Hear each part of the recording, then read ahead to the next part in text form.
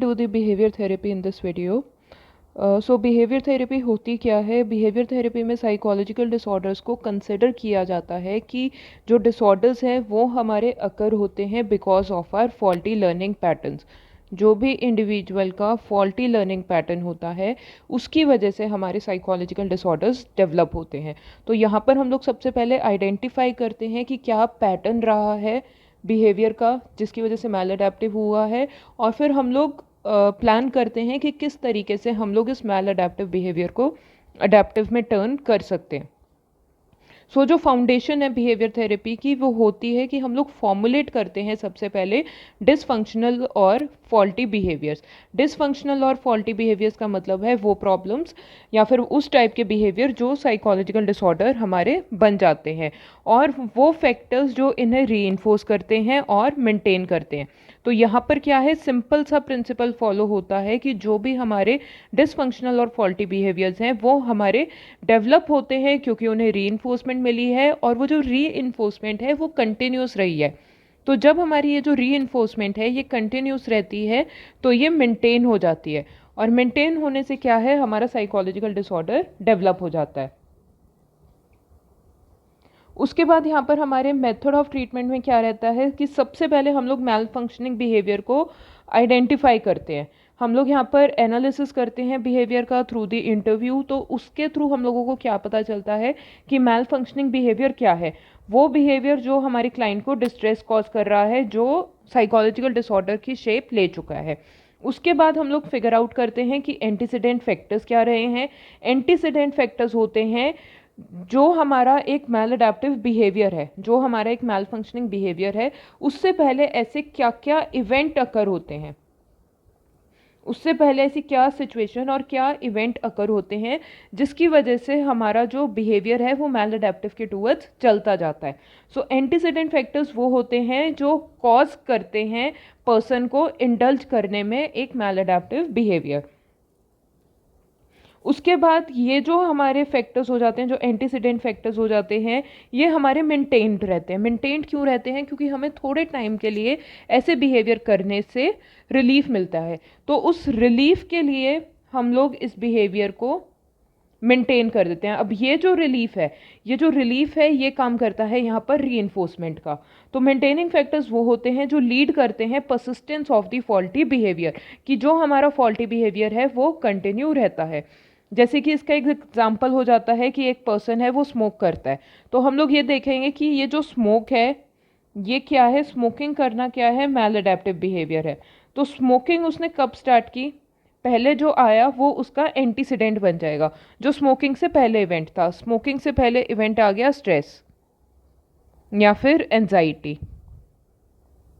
कि जो एक इंडिविजुअल है उसको स्ट्रेस या फिर एंजाइटी होती है, तो वो उसके बाद स्मोक करता है, और उस स्मोक करने से उसको क्या मिलता है, रिलीफ मिलता है। तो यहाँ पर हमारा एंटीसीडेंट फैक्टर बन जाता है स्ट्रेस, एंजाइटी। इस स्ट्रेस को कम करने के लिए हम लोग स्मोक करते हैं, और स्मोक करने से हम लोगों को क्या मिल रहा है, रिलीफ। तो ये जो स्ट्रेस है ये हमारा है एंटीसीडेंट फैक्टर्स, और जो रिलीफ है ये हमारा बन जाता है मेंटेनिंग फैक्टर्स। तो जब भी इस पर्सन को अगेन फ्यूचर में कोई भी स्ट्रेसफुल इवेंट होगा तो वो क्या करेगा, स्मोक के टूवर्ड्स जाएगा, और ये स्मोकिंग क्या है, धीरे धीरे हमारा एक मैल अडेप्टिव बिहेवियर बन जाता है because of the malfunctioning factor, because of the maintaining factor जो हमारा रहता है रिलीफ। उसके बाद यहाँ पर एम ऑफ द ट्रीटमेंट क्या रहता है कि हम लोगों को ख़त्म करना है जो भी हमारा फॉल्टी बिहेवियर है और उसको रिप्लेस करना है अडेप्टिव बिहेवियर से। कि जैसे कि अब यहाँ पर क्या है, हमने एंटीसीडेंट फैक्टर देखा कि स्ट्रेस है, स्ट्रेस की वजह से हम लोग स्मोक कर रहे हैं। तो यहाँ पर हम लोगों को रिलीफ के लिए स्मोक की जगह कोई और चीज़ ढूंढनी पड़ेगी जिससे हमारा जो मैल अडेप्टिव बिहेवियर है वो चेंज हो जाए। तो जो एम रहता है ट्रीटमेंट का वो रहता है कि हम लोग फॉल्टी बिहेवियर को एलिमिनेट या फिर ख़त्म कर पाएँ, ताकि हम इसको रिप्लेस कर पाएँ with the adaptive behaviour. Therapist ये किस तरीके से करता है, वो एक एंटीसीडेंट ऑपरेशन तैयार करता है और कॉन्सिक्वेंट ऑपरेशन तैयार करता है। तो अब उसको पता चल गया कि एंटीसीडेंट फैक्टर्स क्या है। जब एंटीसीडेंट फैक्टर्स पता चल जाएंगे तो हम उसके ऊपर ऑपरेट करेंगे, और ऑपरेट करके क्या है, जो हमारा बिहेवियर है वो चेंज हो पाएगा। तो एंटीसीडेंट ऑपरेशन, जैसे कि हमें पता चल गया कि ये स्ट्रेस है। स्ट्रेस के बाद पर्सन क्या कर रहा है, स्मोक कर रहा है, और स्मोक करने से उसको क्या मिल रहा है, रिलीफ मिल रहा है। तो यहाँ पर उसको एक कंप्लीट ऑपरेशन तैयार करना है। तो यहाँ पर क्या है, स्ट्रेस तो हमारा रहेगा ही रहेगा। एंटीसीडेंट ऑपरेशन हम लोगों को पता चल गया कि स्ट्रेस है, तो स्ट्रेस में हम लोग फिर क्या करेंगे, हमारे मल्टीपल वेज हो सकते हैं जिससे हम लोग स्ट्रेस को कट डाउन कर सकते हैं। जैसे कि हम लोग जो हमारा एक मेथड है वो हो गया रिलैक्सेशन, कि हम लोग इस इंडिविजुअल को धीरे धीरे रिलैक्सेशन ट्रेनिंग दे सकते हैं ताकि वो स्मोकिंग को सब्स्टिट्यूट करना सीख पाए। तो यहाँ पर हम लोग ट्रेनिंग देंगे जिससे कि वो स्मोक है, जो उसका एक मैल अडेप्टिव बिहेवियर है, वो उससे बाहर निकल पाए, ताकि उसके पास और कोई तरीका है अपने स्ट्रेस को दूर करने का। तो इस प्रोसेस को हम लोग कहते हैं एंटीसीडेंट ऑपरेशन, जहाँ पर जो हमारा एंटीसीडेंट फैक्टर है हम उसका रिस्पॉन्स बदलने का ट्राई करते हैं। उसके बाद एंटीसीडेंट ऑपरेशन क्या हो गए, ये कंट्रोल करते हैं बिहेवियर को by changing something that preceded such a behaviour. कि जैसे कि हम लोगों ने यहाँ पर एग्जांपल ले लिया कि जो एक बच्चा है वो होमवर्क नहीं करता टाइम से। तो जब वो होमवर्क नहीं कर रहा है टाइम से, एक बच्चा है उसने होमवर्क टाइम से नहीं किया, तो यहाँ पर हम लोग देखेंगे कि उसका एंटीसीडेंट फैक्टर्स क्या है। एंटीसीडेंट फैक्टर्स अब ये होमवर्क ना करने की क्या हो सकता है कि बच्चे को ऑलरेडी टीवी मिल रहा है, वो टीवी देख रहा है, टीवी देखते देखते उसने होमवर्क नहीं किया और वो सो गया, और नेक्स्ट डे उठ के स्कूल चला गया। स्कूल में भी उसको कोई पनिशमेंट नहीं मिली, घर पे भी उससे किसी ने कुछ पूछा नहीं। तो यहाँ पर क्या है, उसका एक मैलअडैप्टिव बिहेवियर बन गया है होमवर्क ना करना। तो यहाँ पर हम उसका एंटीसीडेंट फैक्टर्स जो है, यहाँ पर हम लोग यहाँ पर एक जो नई प्रोसेस हम लोग स्टार्ट करेंगे कि हम उसका टीवी देखना कंप्लीटली बंद कर देंगे। टीवी देखना जब हम लोग उसका बंद करेंगे तो वो होमवर्क करेगा, और हम उसको होमवर्क देखने के बाद टीवी प्रोवाइड कर रहे हैं। तो ये क्या है, हमारा कंप्लीट ऑपरेशन एस्टैब्लिश हो जाता है। तो एंटीसीडेंट ऑपरेशन में क्या है, हम लोगों ने वो फैक्टर देखा जिसकी वजह से हमारा मैलअडैप्टिव बिहेवियर आता है। तो वहाँ पर हम लोग जो बिहेवियर है, जो हम जिस चीज़ को रिस्पॉन्स मिल रहा है, हम उसको चेंज कर देते हैं। तो यहाँ पर हम लोग कंट्रोल करते हैं जो हमारे बिहेवियर को प्रिसीड कर रहा है। कि बच्चा पहले टीवी देखता था, उसके बाद वो होमवर्क नहीं करता था, नेक्स्ट डे उठ के स्कूल चला जाता था। तो यहाँ पर हमने उसके होमवर्क करने से पहले उसके जो टीवी देखने की लिबर्टी थी वो उससे ले ली, तो इसलिए उस बच्चे ने अपना होमवर्क टाइम से करना शुरू कर दिया। तो यहाँ पर क्या है, हमारा पूरा कंट्रोल एस्टैब्लिश हो जाता है।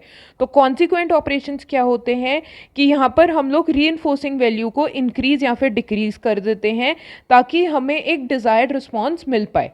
तो ये हमारा क्या बन जाता है, एक कंप्लीट एस्टैब्लिशिंग ऑपरेशन। तो क्या है कि जब इस बच्चे ने होमवर्क किया तो होमवर्क के बाद हमने इसको प्रेज किया, तो ये क्या बन गया, हमारा कॉन्सिक्वेंट ऑपरेशन बन गया। कि बच्चे ने पहले टीवी नहीं देखा, टीवी छोड़कर उसने होमवर्क किया।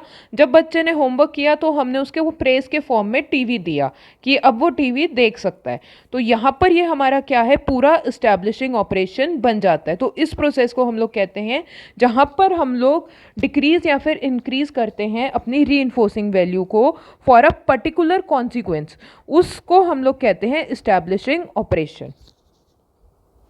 तो ये एक क्या है, पूरी स्टेप वाइज प्रोसेस रहती है। सबसे पहले हमने बिहेवियरल एनालिसिस से फिगर आउट किया कि एंटीसीडेंट फैक्टर्स क्या है, कि बच्चा जो है वो टीवी देख रहा है, टीवी उसे मिला हुआ है, तो वो होमवर्क करने की नीड ही नहीं समझ रहा, तो उसका मैलअडैप्टिव बिहेवियर बन गया अपना काम ना करना।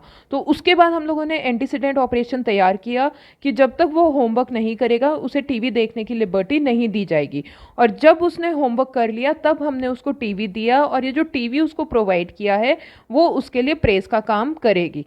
तो ये क्या हो गया, कॉन्सिक्वेंट ऑपरेशन। एंटीसीडेंट जो पहले हुआ, कॉन्सिक्वेंट जो बाद में हुआ, और जब ये दोनों ऑपरेशन एक साथ चलते हैं तो ये हमें हेल्प करते हैं इस्टेब्लिश, हमारा ऑपरेशन को इस्टेब्लिश करने के लिए। और वो क्या है कि हम लोग अडेप्टिव बिहेवियर के ऊपर आ जाएं।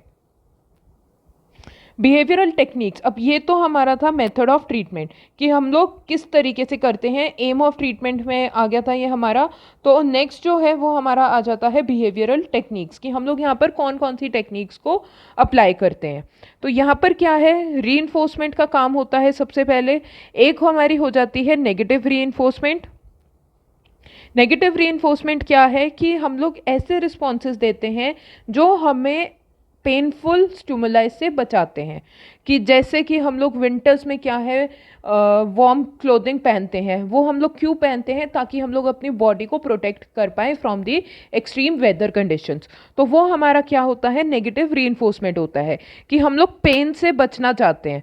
कि हम लोगों ने हेलमेट पहना, वो क्यों है, ताकि हमारा अगर बाई चांस हम लोगों को कुछ हो जाता है तो जो हमारा हेड है वो सेफ रहे। तो वो क्या है, नेगेटिव रीइंफोर्समेंट का काम करता है। उसके अलावा एक एवर्सिव कॉन्सिक्वेंस होते हैं। एवर्सिव कॉन्सिक्वेंस रेफर करते हैं जहाँ पर हमारी रिपीटेड एसोसिएशन होती है विद दी अनडिजायर्ड रिस्पॉन्स की। तो यहाँ पर एवर्सिव कंडीशनिंग में हमारी एक रिपीटेड एसोसिएशन डेवलप हो जाती है of undesired response with an aversive consequence.